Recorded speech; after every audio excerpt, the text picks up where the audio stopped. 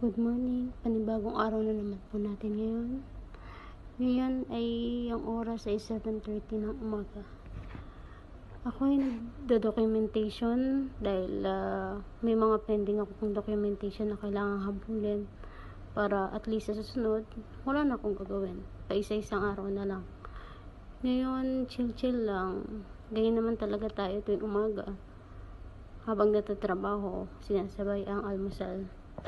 Dito sa abroad, tiyaga-tiyaga lang talaga. Hindi pwedeng mag-inarte, kundi wala kang may ipon. Sa atin kasi habang nandito sa abroad, kailangan hindi lang puro padala. Kailangan nag-iipon din sa sarili para sa atin, para sa pamilya din natin. Hindi kasi sila masinop pagdating sa pera sa Pinas. Kaya tayo ang gumawa ng paraan para sa kanila. Hindi sa nagdadamot, pero kailangan i-adjust din natin, i-balance natin yung hindi nila alam sa alam natin. Ngayon, tinatapos ko na yung documentation ko para bukas na lang ang gagawin ko. Every day na lang. Habang gumagawa,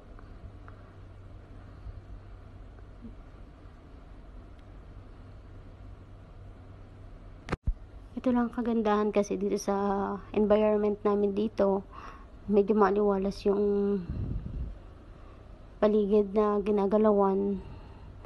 At least kahit paano libre yung food, transportation. Ayun lang kagandahan sa work namin.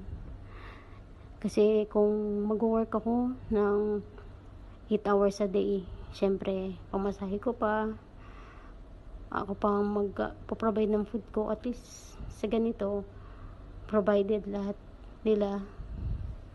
Depende sa family na mapupuntahan. Pero ngayon kasi kahit paano sa mga pasyente namin magaganda naman provided naman nila yung food namin. Pero syempre provided ng company yung transport namin. Sunduin kami sa bahay, ihatid din kami sa harap ng bahay namin. Hindi na kami hassle mag-commute pa. Ayun lang ang kagandahan dito. At syempre hindi mo maiwasan ng puyat.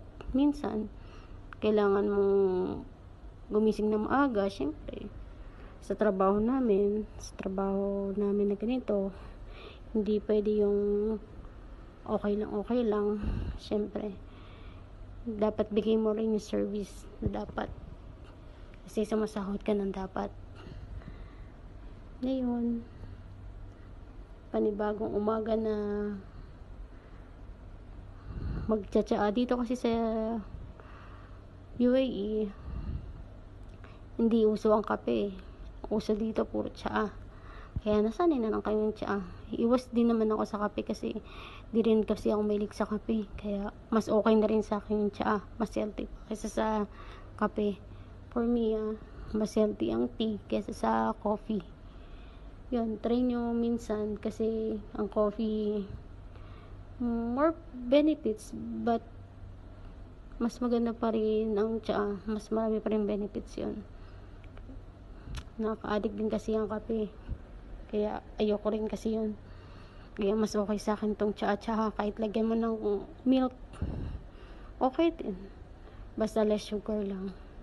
Ganun talaga. Kapag matagal ka na sa UAE, makakalimutan mo na ata yung kape. For me, sa akin lang. Pero yung iba, mahilig pa rin sa kape.